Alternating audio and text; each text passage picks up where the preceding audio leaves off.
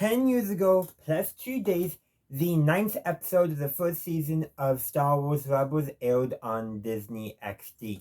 The episode is called Gathering Forces. And so what do? They gather forces, but not in the way that you would expect. So this episode picks up where the previous episode, Empire Day, leaves off. They've just gotten off the Saw where Seaboard's origin of the Empire is after, and they're trying to make their escape. They're being pursued by TIEs. It's a very tense situation, but also during all this, Seaboard is struggling to communicate. His mind is overwhelmed with all the information in his cybernetic implant. Anyhow, he does reveal to Ezra that he knows what happened to his parents somewhat. Again, his mind is overloaded, so he's not making a whole lot of sense because he's struggling to communicate. But what we do learn is that apparently Seaboard was a friend of Ezra's parents. We actually, I think, knew that in the last episode. But apparently it sounds like Seaboard is something was supposed to happen to Ezra's parents, was supposed to take care of Ezra, but he failed. He also failed to protect Ezra's parents. So Ezra's not really happy with Seaboard, doesn't really want to forgive him. Anyhow, they do make the jump to hyperspace thanks to Seaboard, because he, using his implant, was able to give hyperspace coordinates directly to the ghost. They make the way, but they're being tracked. Hyperspace tracking is not a thing! And just a note on that, I'm making fun of those people, but the thing is that there's two ways hyperspace tracking can be done. A track on the ship, as is the case in this episode, or complex computer calculations that make a guess. An accurate guess, but still a guess. That's how it's done in Last Jedi. I should do an actual video on that. But anyhow, they located the tracker is on the Phantom, which is detachable. So Ezra and Kanan go down to, well, the planet from, what's the episode name? The episode where we first learn of Fulcrum, the planet that used to be a clone base. That was those the Freynox. So Kanan has a plan to go there, lead the Empire there, and use those creatures against the Empire by connecting with them to the Force and direct them to attack the Empire instead of them. While Hera, Sabine, and Zeb take Seaboard to rendezvous with Fulcrum. That goes out pretty well, but this is very important. On the planet, for an axis is the planet in Axis, which is now an asteroid because of a cataclysm sometime after the Clone Wars. But anyhow, Ezra is struggling to connect, and he's afraid. Now, he does admit that he's afraid, but his true fear that's holding him back with connecting to the Force, he does not want to admit even to himself, but he does admit. And it connects up with Seaboard. He's afraid of knowing the truth. He's afraid of knowing what actually happened to his parents. And in that moment, he forgives, he lets that out and forgives Seaboard. And Seaboard somehow knows that Ezra's forgiven him. And I think Seaboard also forgives Ezra as well. The Force made this possible. But after that, his mind is much clearer. He's able to more effectively communicate. Is it perfect? With the cybernetic implant? No, not really. But he's able to communicate much more fully, and he is able to tell Hera what happened to Ezra's parents so that way she can tell Ezra that.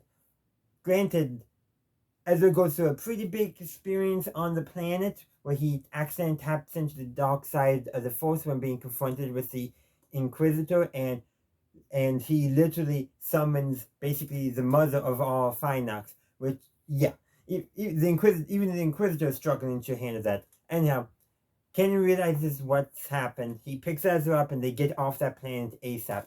And Kanan does admit to Ezra that he's sorry for not preparing him for that, which is really good, showing their growth as master and Padawan, teacher and student. And now they do get back to the Phantom and all the They get back to the ghost and all that. And Hera clearly wants to tell Ezra what Seaboard told her, but Kanan tells Hera that Ezra needs some time alone. Of course, he's not perfectly alone because while he's in the nose gun of the ghost, just taking everything in, coming to terms, Sabine comes in and with the data disk that she grabbed out of Ezra's parents' old house on the Solid in the previous episode, she try to recover what data was on there. And apparently all she could recover, or at least I don't know if anything else was recovered, but she was able to recover a family photo of Ezra with his parents. And that's where the episode ends. And she wishes him a belated birthday. This is actually probably Ezra's best birthday since his parents died. It wasn't a great birthday, but it was probably his best birthday. Living on the streets is probably not good. Actually, his parents didn't die, but that's getting way ahead of us. But yeah, this is probably Ezra's best birthday. And I think given that family portrait is what really makes his best. Yes, it reminds him of his parents, but now that he's come to terms with his fears regarding their disappearance, are they still alive, are they gone, are they, what that, he can actually enjoy that present because the past is not holding him back anymore. It's not dictating to him like it was. He still has a lot of growth to do as a Jedi, and that's going to be in the next episode.